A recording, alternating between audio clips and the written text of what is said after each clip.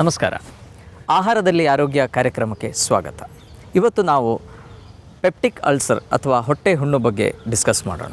ಹೊಟ್ಟೆಯಲ್ಲಿ ಬರುವಂಥ ಹುಣ್ಣು ಅದು ಭಾಳ ವರ್ಷಗಳ ಹಿಂದೆ ನೋಡಿದರೆ ಅದೊಂದು ಸರ್ಜಿಕಲ್ ಇಂಟರ್ವೆನ್ಷನಿಂದ ಸರಿ ಮಾಡುವಂಥ ಒಂದು ಕಾಯಿಲೆ ಆಗಿತ್ತು. ಆದರೆ ಈಗ ಹೊಟ್ಟೆ ಹುಣ್ಣು ಅಥವಾ ಪೆಪ್ಟಿಕ್ ಅಲ್ಸರ್ ಆರಾಮಾಗಿ ಚಿಕಿತ್ಸೆ ಕೊಟ್ಟು ಕಡಿಮೆ ಮಾಡಲಿಕ್ಕೆ ಆಗುವಂಥ ಒಂದು ಕಾಯಿಲೆ. ಪೆಪ್ಟಿಕ್ ಅಲ್ಸರ್ 2 ಟೈಪ್ಸ್ ಇದೆ. ಸೊ ಅದರಲ್ಲಿ ಮೊದಲನೇದು ಗ್ಯಾಸ್ಟ್ರಿಕ್ ಅಲ್ಸರ್ ಅಂತ ಹೇಳ್ತೀವಿ. ನಮ್ಮ ಸ್ಟೊಮಕಲ್ಲಿ ಬರುವಂಥ ಅಲ್ಸರ್ಸನ್ನು ನಾವು ಗ್ಯಾಸ್ಟ್ರಿಕ್ ಅಲ್ಸರ್ ಅಂತ ಹೇಳ್ತೀವಿ. ಮತ್ತೊಂದು ಡ್ಯೂಯೋಡಿನಲ್ ಅಲ್ಸರ್ ಅಂತ ಹೇಳ್ತೀವಿ. ಸೊ ಡ್ಯೂಯೋಡಿನಮ್ ಅಂತ ಹೊಟ್ಟೆ ಪಾರ್ಟ್ ಏನಿದೆ ಅದರಲ್ಲಿ ಬರುವಂಥ ಅಲ್ಸರ್ಸನ್ನು ನಾವು ಡ್ಯೂಯೋಡಿನಲ್ ಅಲ್ಸರ್ಸ್ ಅಂತ ಹೇಳ್ತೀವಿ. ಸೊ ಈ ಅಲ್ಸರ್ ಏನು ಅಂತ ಫಸ್ಟ್ ಗೊತ್ತಾಗಬೇಕಾಗಿದೆ. ಅಲ್ಸರ್ ಅಂದರೆ ನಮ್ಮ ಹೊಟ್ಟೆಯ ಒಳಗೆ ಇರುವ ಚರ್ಮ, ಅದನ್ನು ನಾವು ಮ್ಯೂಕೋಸಾ ಅಂತ ಹೇಳ್ತೀವಿ. ಸೊ ಈ ಮ್ಯೂಕೋಸದಲ್ಲಿ ಯಾವುದೇ ಒಂದು ಡಿಸ್ಕಂಟಿನ್ಯೂಯೇಷನ್ ಬಂದರೆ ಅಲ್ಲಿ ಆ್ಯಸಿಡ್ಸ್ ರಿಯಾಕ್ಟ್ ಆಗಿ ಅಲ್ಲಿ ಒಂದು ಹುಣ್ಣು ಅಥವಾ ಒಂದು ಗಾಯ, ಒಂದು ವೂಂಡ್ ಫಾರ್ಮ್ ಆಗುತ್ತೆ. ಸೊ ಅದನ್ನು ನಾವು ಅಲ್ಸರ್ಸ್ ಅಂತ ಹೇಳ್ತೀವಿ. ಸೊ ಭಾಳ ವರ್ಷಗಳ ಹಿಂದೆ ನಾವು ನೋಡಿದರೆ ಈ ಥರ ಅಲ್ಸರ್ಸ್ ಯೂಶ್ವಲಿ ಯಾರಿಗೆ ತುಂಬ ಬಡವರಿದ್ರೋ, ಯಾರಿಗೆ ರೆಗ್ಯುಲರಾಗಿ ಊಟ ಮಾಡಲಿಕ್ಕೆ ಆಗಲ್ವೋ, ರೆಗ್ಯುಲರಾಗಿ ಫುಡ್ ತಗೊಳ್ಳಿಕ್ಕೆ ಆಗ್ತಿರ್ಲಿಲ್ವೋ ಅವರಲ್ಲಿ ಹೆಚ್ಚಿಗೆ ಕಂಡು ಬರ್ತಾಯಿತ್ತು. ಬಟ್ ಆದರೆ ಈಗ ಆ ಥರ ಕಂಡೀಷನ್ಸ್ ಇಲ್ಲ.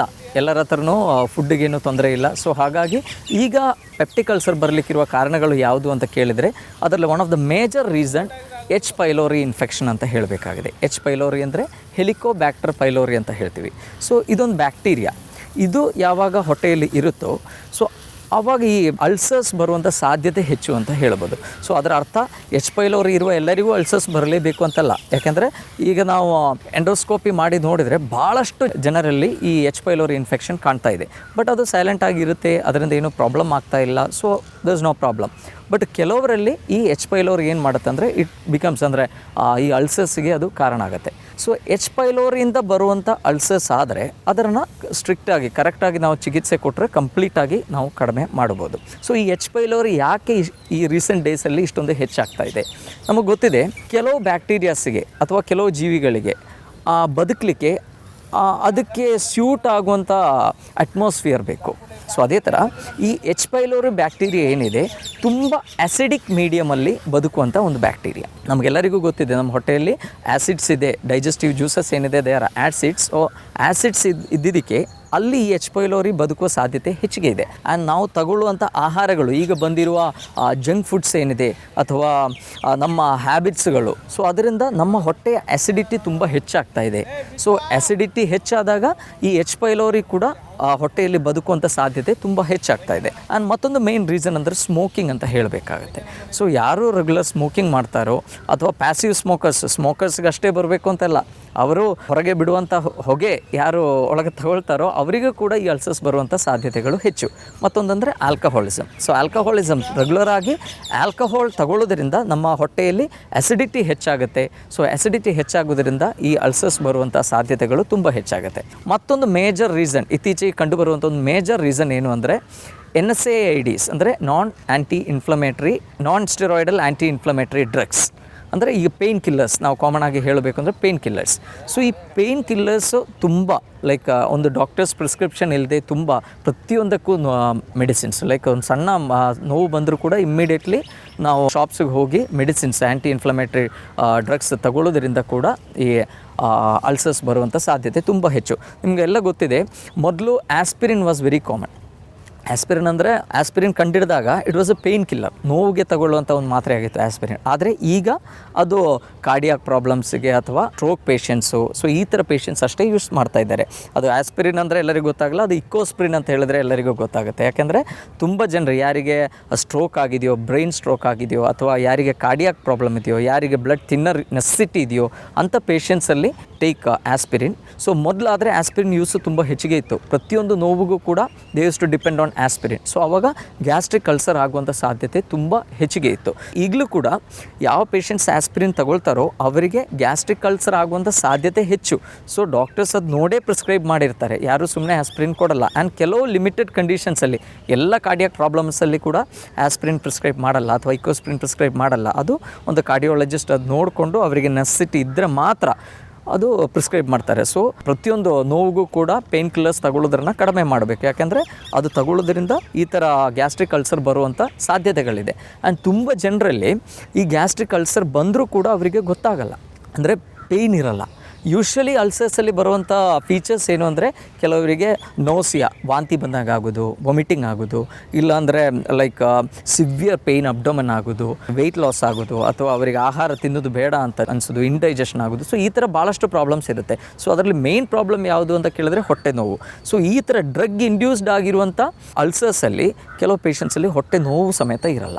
ಸೊ ಅವರು ಲೈಕ್ ಹಾಸ್ಪಿಟ್ಲಿಗೆ ಹೋಗೋದು ಮೇನ್ ಕಾರಣ ಏನಂದರೆ ಬ್ಲೀಡಿಂಗ್ ಆಗಿದ್ದಕ್ಕೆ, ಹೊಟ್ಟೆಯಲ್ಲಿ ರಕ್ತ ಅಂದರೆ ಬ್ಲೀಡಿಂಗ್ ಆಗುತ್ತೆ. ಸೊ ಆವಾಗ ಎಂಡೋಸ್ಕಾಪಿ ಮಾಡಿ ನೋಡಿದಾಗ ಮಾತ್ರ ಗೊತ್ತಾಗುತ್ತೆ ಅಲ್ಲೊಂದು ಅಲ್ಸರ್ ಇದೆ, ಅದು like it is a big ulcer, ಅದರಿಂದಾನೇ ಈ ಬ್ಲೀಡಿಂಗ್ ಆಗ್ತಾ ಇದೆ ಅಂತ ಗೊತ್ತಾಗುತ್ತೆ. So drug induced gastric ulcer ಏನಿದೆ ಅದರಲ್ಲಿ ಪೇನ್ಫುಲ್ ಆಗೂ ಇರಲ್ಲ. ಸೊ ಐಡೆಂಟಿಫೈ ಮಾಡೋದು ಕೂಡ ತುಂಬ ಕಷ್ಟ ಆಗುತ್ತೆ.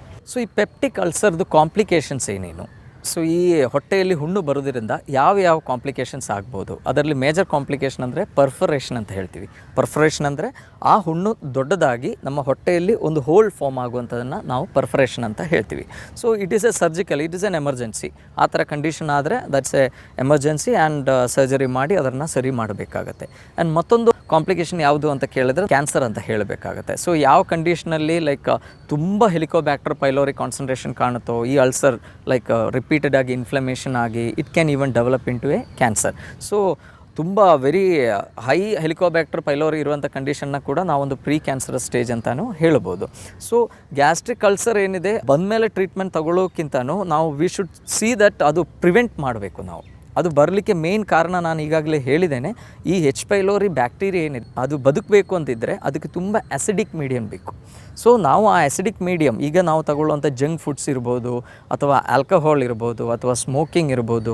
ಸೊ ಈ ಫುಡ್ ಹ್ಯಾಬಿಟ್ಸು, ಈ ರಾಂಗ್ ವೇ ಆಫ್ ಸ್ಟೈಲಿಂದ ನಮಗೆ ಏನಾಗುತ್ತೆ ಅಂದರೆ ನಮ್ಮ ಹೊಟ್ಟೆಯಲ್ಲಿ ತುಂಬ ಆ್ಯಸಿಡಿಕ್ ಮೀಡಿಯಮ್ ಕ್ರಿಯೇಟ್ ಆಗುತ್ತೆ. ಆ್ಯಂಡ್ ಅದರೊಟ್ಟಿಗೆ ಈ ಪ್ಯಾಥೋಜೆನಿಕ್ ಬ್ಯಾಕ್ಟೀರಿಯಾ ಅಂತ ಹೇಳ್ತೀವಿ, ಈ ಪ್ಯಾಥೋಜೆನಿಕ್ ಬ್ಯಾಕ್ಟೀರಿಯಾ ಹೆಚ್ಚು ಕ್ರಿಯೇಟ್ ಆಗುತ್ತೆ. ಸೊ ನಮ್ಮ ಹೊಟ್ಟೆಯಲ್ಲಿ ಆ್ಯಕ್ಚುಲಿ ಒಳ್ಳೆ ಬ್ಯಾಕ್ಟೀರಿಯಾಸ್ ಬೇಕು. ನಮ್ಮ ಬ್ಯಾಕ್ಟೀರಿಯಲ್ ಫ್ಲೋರಾ ಅಂತ ಏನು ಹೇಳ್ತೀವಿ, ಅದು ಒಳ್ಳೆ ಬ್ಯಾಕ್ಟೀರಿಯಾಸ್ ನಮಗೆ ಬೇಕು. ಅದಿದ್ದರೆ ಮಾತ್ರ ಕೆಲವು ವೈಟಮಿನ್ಸ್ ಪ್ರೊಡ್ಯೂಸ್ ಆಗುತ್ತೆ, ನಮ್ಮ ಹೊಟ್ಟೆ ಆರೋಗ್ಯ ಚೆನ್ನಾಗಾಗುತ್ತೆ. ಸೊ ಅದರ ಬದಲು ನಾವು ಈ ಜಂಕ್ ಫುಡ್ಸ್ ತಗೊಳ್ಳೋದ್ರಿಂದ ಈ ಒಳ್ಳೆ ಬ್ಯಾಕ್ಟೀರಿಯಾಸ್ ಕಡಿಮೆ ಆಗಿ ಅದರಿಂದ ಕೆಟ್ಟ ಬ್ಯಾಕ್ಟೀರಿಯಾಸ್ ಕ್ರಿಯೇಟ್ ಆಗುತ್ತೆ, ಲೈಕ್ ಹೆಚ್ಚಿಗೆ ಕ್ರಿಯೇಟ್ ಆಗುತ್ತೆ. ಸೊ ಈ ಕೆಟ್ಟ ಬ್ಯಾಕ್ಟೀರಿಯಾಸ್ ಕೂಡ ಅದಕ್ಕೆ ಲೈಕ್ ಬದುಕಲಿಕ್ಕೆ ಸಿಗುವಂಥ ಅಟ್ಮಾಸ್ಫಿಯರ್ ಸಿಕ್ಕಿದ್ರೆ ಅದು ಬೇಗ ಪ್ರೊಲಿಫರೇಟ್ ಆಗುತ್ತೆ. ಅದರಿಂದ ನಮಗೆ ಭಾಳಷ್ಟು ಪ್ರಾಬ್ಲಮ್ಸ್ ಲೈಕ್ ಈ ಗ್ಯಾಸ್ಟ್ರಿಕ್ ಅಲ್ಸರ್ ಇರ್ಬೋದು, ಇಲ್ಲ ಕ್ಯಾನ್ಸರ್ ಇರ್ಬೋದು, ಈ ಥರ ಭಾಳಷ್ಟು ಪ್ರಾಬ್ಲಮ್ಸ್ ಬರಲಿಕ್ಕೆ ಅದು ಕಾರಣ ಆಗುತ್ತೆ. ಸೊ ಪೆಪ್ಟಿಕ್ ಅಲ್ಸರ್ ಅಥವಾ ಹೊಟ್ಟೆ ಹುಣ್ಣನ್ನು ನಾವು ಹೇಗೆ ಟ್ರೀಟ್ ಮಾಡ್ಬೋದು ಅಥವಾ ಅದನ್ನು ಹೇಗೆ ಕಂಟ್ರೋಲ್ ಮಾಡಬೇಕು? ಸೊ ಯೂಶ್ವಲಿ ಹೊಟ್ಟೆ ಹುಣ್ಣನ್ನು ಐಡೆಂಟಿಫೈ ಮಾಡಬೇಕು ಅಂತ ಇದ್ದರೆ ಒಂದು ಗ್ಯಾಸ್ಟ್ರೋ ಎಂಟ್ರಾಲಜಿಸ್ಟ್ ಹತ್ರ ಹೋದರೆ ಅವರು ಎಂಡೋಸ್ಕೋಪಿ ಮಾಡಿ ನೋಡಿ ಅದೇ ಹೊಟ್ಟೆಯಲ್ಲೊಂದು ಹುಣ್ಣಿದೆ ಅಂತ ಐಡೆಂಟಿಫೈ ಮಾಡ್ತಾರೆ. ಹಾಗೂ ಅದರಿಂದ ಒಂದು ಬಯೋಪ್ಸಿಗೆ ಒಂದು ಸ್ಯಾಂಪಲ್ಸ್ ತೆಗೆದು ಅದನ್ನು ಕಳಿಸಿ ಬಯೋಪ್ಸಿ ರಿಪೋರ್ಟ್ ಬರುತ್ತೆ. ಅದರಲ್ಲಿ ಎಚ್ ಪೈಲೋರಿ ಇನ್ಫೆಕ್ಷನ್ ಇದೆ ಅಂತ ಆದರೆ ಅದಕ್ಕೆ ಮೆಡಿಕೇಷನ್ಸನ್ನು ಪ್ರಿಸ್ಕ್ರೈಬ್ ಮಾಡ್ತಾರೆ. ಸೊ ನ್ಯಾಚುರಲಿ ನಾವು ಇದನ್ನು ಹೇಗೆ ಕಂಟ್ರೋಲ್ ಮಾಡ್ಬೋದು? ಸೊ ಇತ್ತೀಚೆಗೆ ನೀವು ನೋಡಿರ್ಬೋದು ತುಂಬ ಪ್ರೋಬಯೋಟಿಕ್ಸ್ ಮತ್ತು ಪ್ರೀಬಯೋಟಿಕ್ಸ್ ತುಂಬ like it is blooming.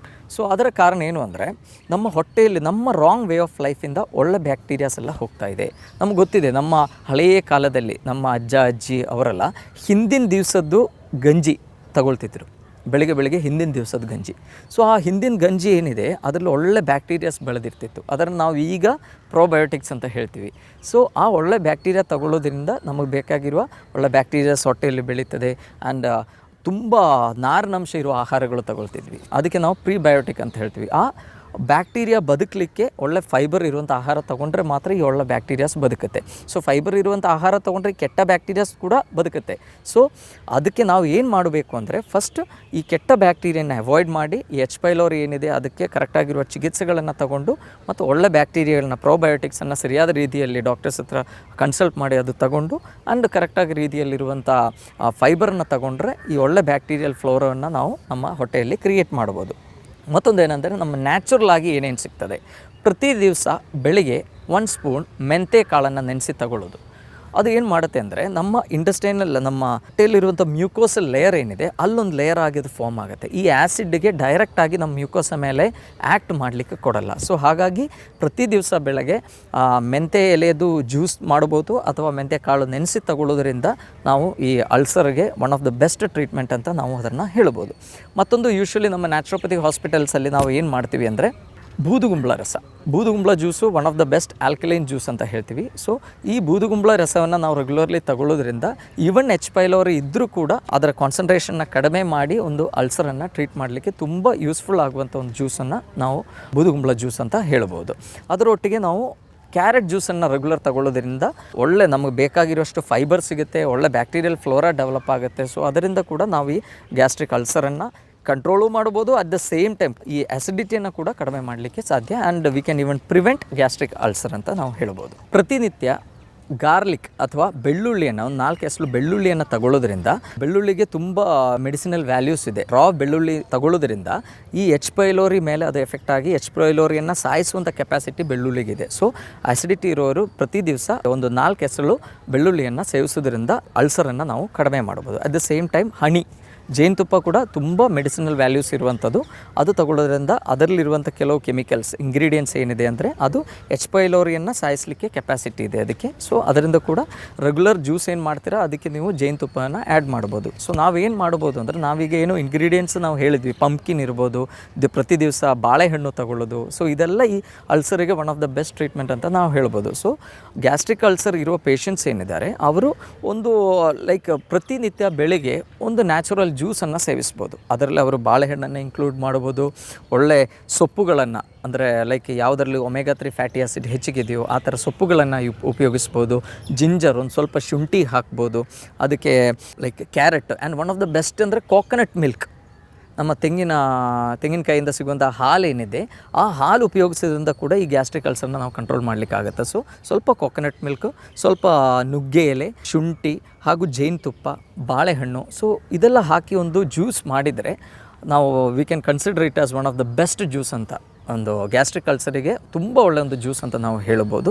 So peptic ulcer ಅಥವಾ ಹೊಟ್ಟೆಯಲ್ಲಿ ಬರುವಂಥ ಹುಣ್ಣಿಗೆ ಕಾರಣಗಳು ಏನೇನು, ಸೊ ಅದು ಹೇಗೆ ನಾವು ಕಂಟ್ರೋಲ್ ಮಾಡ್ಬೋದು, ಮನೆಯಲ್ಲೇ ಅದಕ್ಕೆ ಯಾವ ಆಹಾರ ಕ್ರಮವನ್ನು ನಾವು ಪಾಲಿಸಬೇಕು ಅಂತ ನಾವು ಈಗಾಗಲೇ ಡಿಸ್ಕಸ್ ಮಾಡಿದ್ವಿ. ಅದೆಲ್ಲ ನೀವು ಮನೆಯಲ್ಲಿ ಫಾಲೋ ಮಾಡಿ ಅಂತ ಹೇಳ್ತಾ ಕಾರ್ಯಕ್ರಮ ಮುಗಿಸ್ತಾ ಇದ್ವಿ. ಧನ್ಯವಾದ.